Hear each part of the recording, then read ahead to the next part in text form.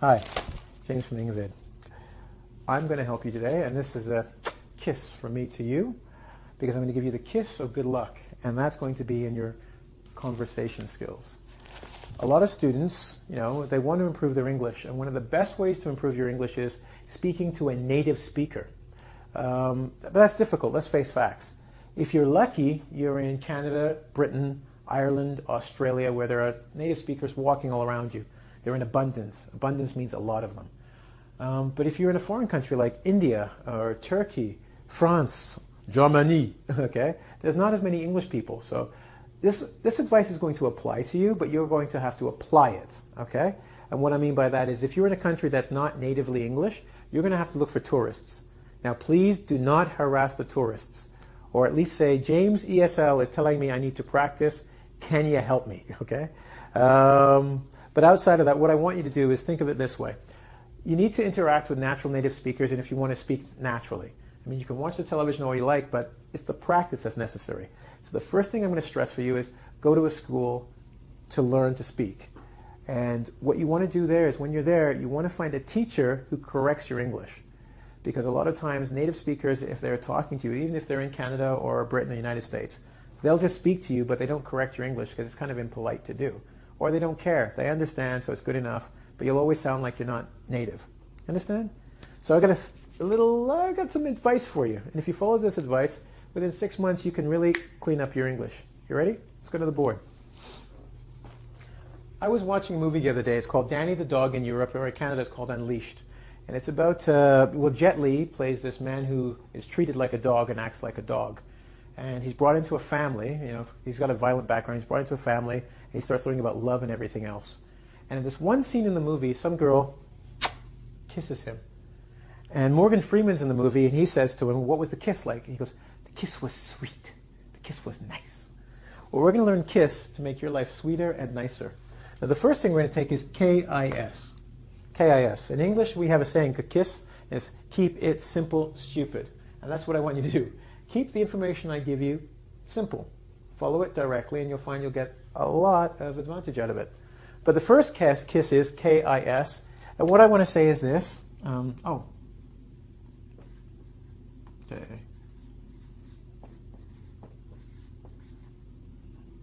Key in. Sorry. Not on. Key in.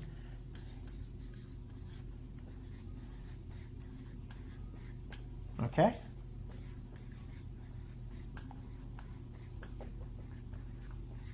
And the other one is this.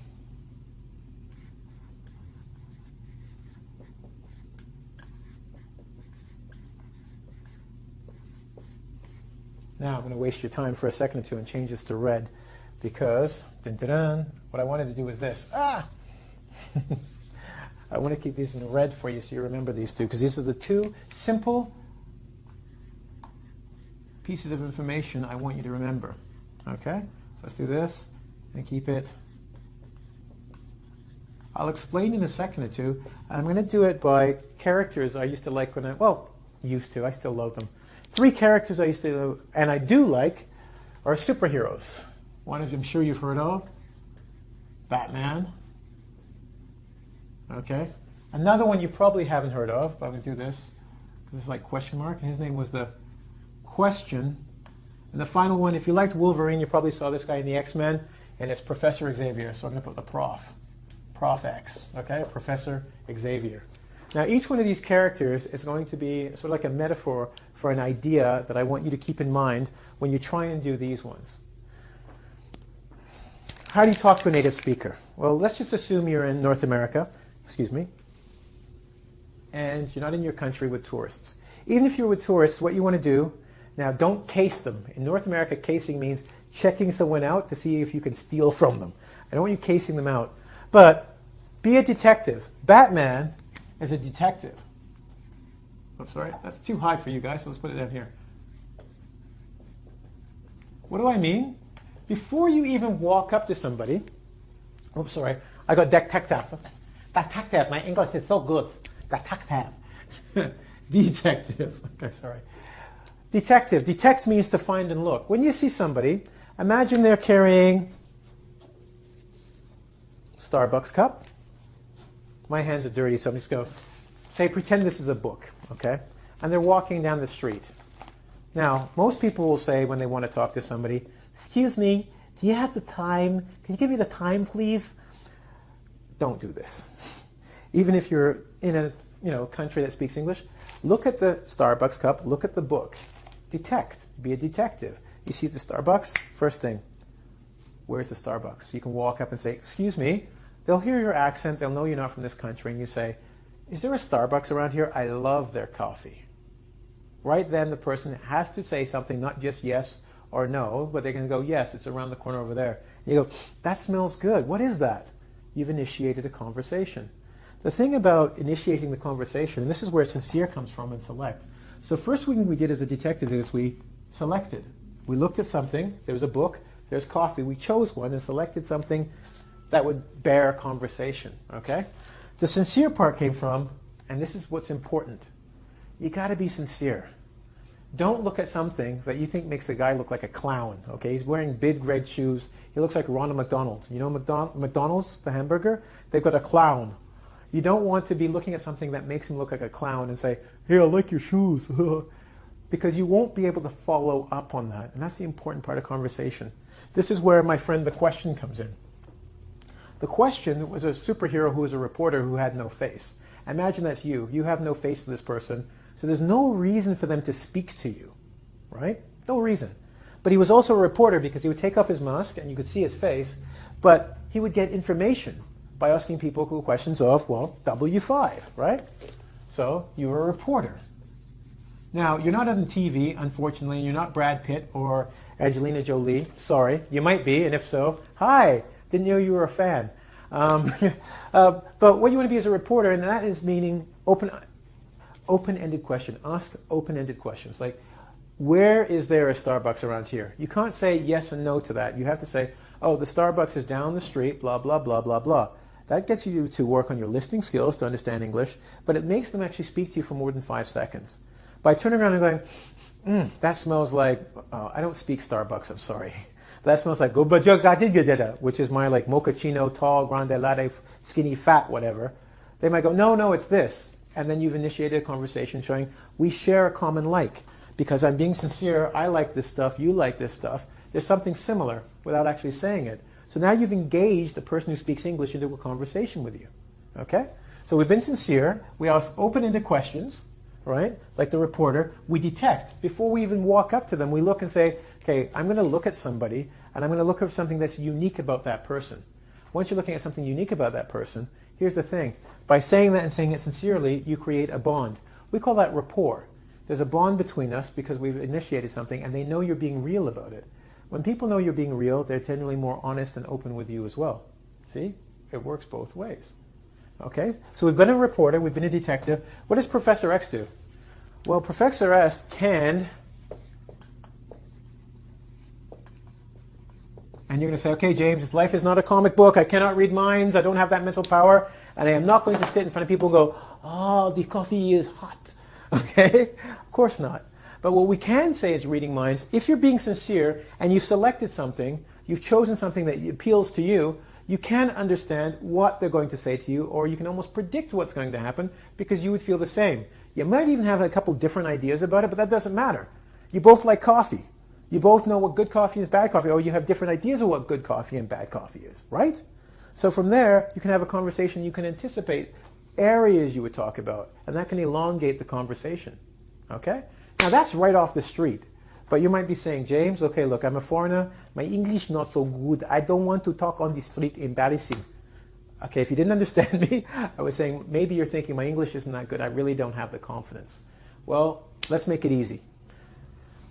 This method will work off the street, but what happens if we want to use this method somewhere else to make it easier for us? Well, let me recommend a couple places for you. It seems to me that you're intelligent. It seems to me that you're curious. So really, what you need to do is find English people who want to speak back to you, and they would also have to be intelligent and curious. So why don't we go to areas that you would probably be? So you're going to keep this here. Actually, I'm going to erase this. Have you got it down? Make sure you write it down. Maybe you have some room here. So let's look at locations you can go to. One location would be based on you. You're probably a student of English. If you're in a foreign country learning, you're a student of some type. So why don't we do what's really smart for students? We're going to go here, okay? All right.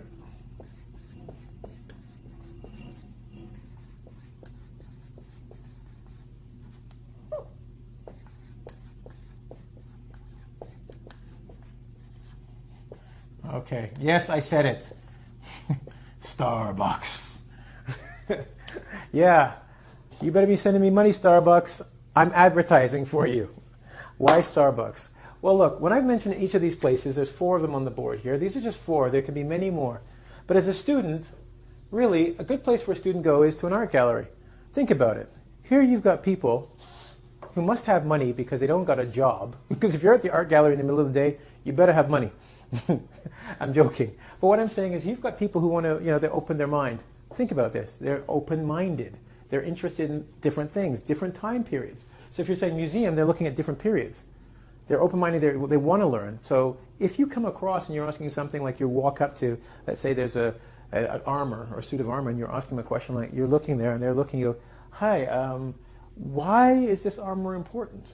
They're probably open-minded enough to go, you know what, I don't know, maybe number 1, or number 2, go, oh, this is from the 16th period, 16th century, and this was during the time of, you just started a conversation. You don't have to do anything because the museum provides all the things you need to talk about. You just need to be able to say, excuse me, why is this? Please don't ask what the time is, okay? Do not walk up and go, excuse me, what time? They'll go, this is a museum, buddy. Look, time is all over the place. There's a clock over there. But most people are happy to answer your questions because they are open-minded. Same with the art gallery. Art reflects our intellectual curiosity or our curiosity about different times or just a general fascination with different forms of expression. Open-minded, intelligent people, much like yourself. Remember, you're learning a language. That tells them automatically when you say, hey, you know what, I'm curious about that, and I'm just in town for 6 months because I'm here to learn English and I'm really fascinated by your culture. They'll be happy to talk to you. Bookstores. Well, intellectuals read books. You are an intellectual. You can say, I'm looking for grammar books, but I was curious, I need something to study at home on my own, and I want to know something you could probably recommend that you might have read. And they'll be happy to tell you. Starbucks. Okay. Be careful with this one. You cannot go into Starbucks, walk up to tables and go, hello, I'm here to learn English. Hello, I'm here to learn English. It's not going to go well. But what I'm getting at is a lot of people go to Starbucks, they sit there for a while, they read and whatnot. This is where you go back to playing detective, you look at what they're reading. If they've got a computer and they look very busy, leave them alone. But if they're casually reading a book, you can always peek at the title and go, hey, cool book. I need something to learn in my English class, my reading and writing. I was wondering what this is about. Maybe it's something I want to read. Could you explain? And they'll take 2 minutes. The whole thing here is to open the door to start a conversation so you can get practice, right? So we want to open that door, get some practice talking, and that's the one way we can do it. And that's that. That's for you as a student. Now, you want to see how cool I am? I'm going to be so cool, I'm going to teach you from their perspective. Okay? And here's what we want to do if you're thinking about them.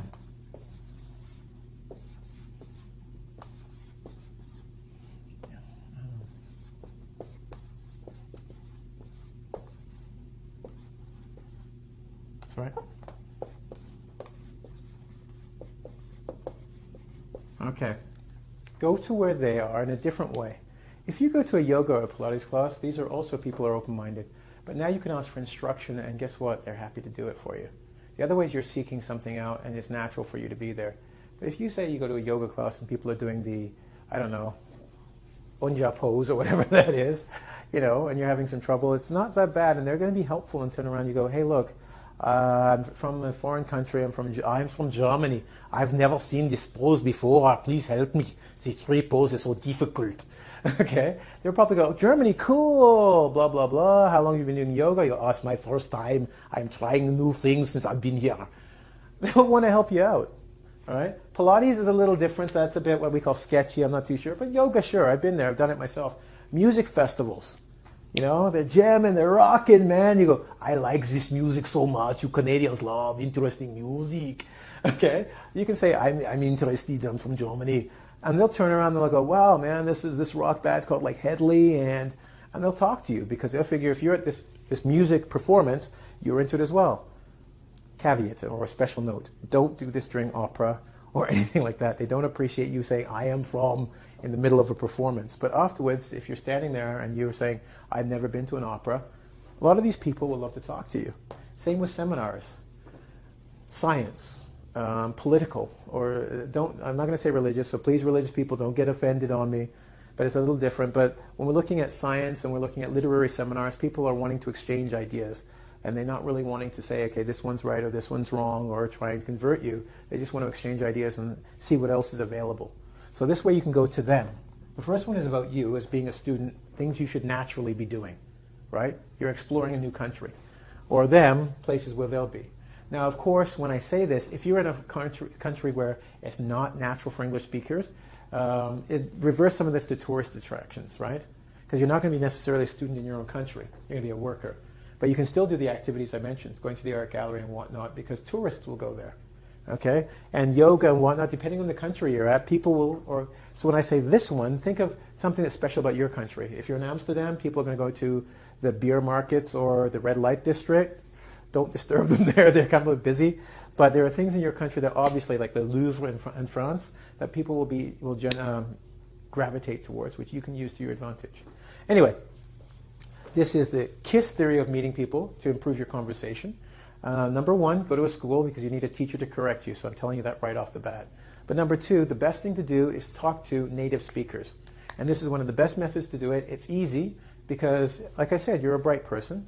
I'm sure you go to these places. You may not do yoga, but you like seminars or music or the art gallery. Starbucks has taken over the world, so I'm sure you've at least had one cup, or you might think about it now. You know, if it's a little too expensive, you do it once a week, not every day. Or if you're seeing them off the street, you can just do the detective method here. Use our little superheroes. You know, look for something special. Because to be honest, people love themselves. And if you're going to take the time to actually look at who they are and what's special about them, you know, and take that time, they appreciate that. Because if I'm wearing a shirt that I think is cool and you walk and go, I love that shirt, I always wanted to get one like that, where did you pick it up? I'm going to smile and go, wow, well, I bought it 5 years ago. It's kind of old, but thank you. You just opened the door. You've opened your mind now by listening to this. You've opened the door to conversation. I'd like to open something to you, for you. Okay? And what I want you to do, play detective, go on the net, and try this. Put these words or letters into a computer, like this. Then put this in. Okay, you're going to be a detective. Okay? Go check out what you think this is. Be Batman. Now, be the questioner or reporter. Go there and investigate. What are you learning there? What are you being taught? There must be something that's going on there that you can learn. And Professor X, mind reading? Well, you'll be able to understand me once you learn what's available here, which is English. With myself, oops, that's my I gotta go cue, bell. It's English you can learn. So I want you to have a good day. Go to Ingvid. Remember, detective, reporter, read minds. Be selective and be sincere. You can get what you want, and you can improve your conversation. Have a good day.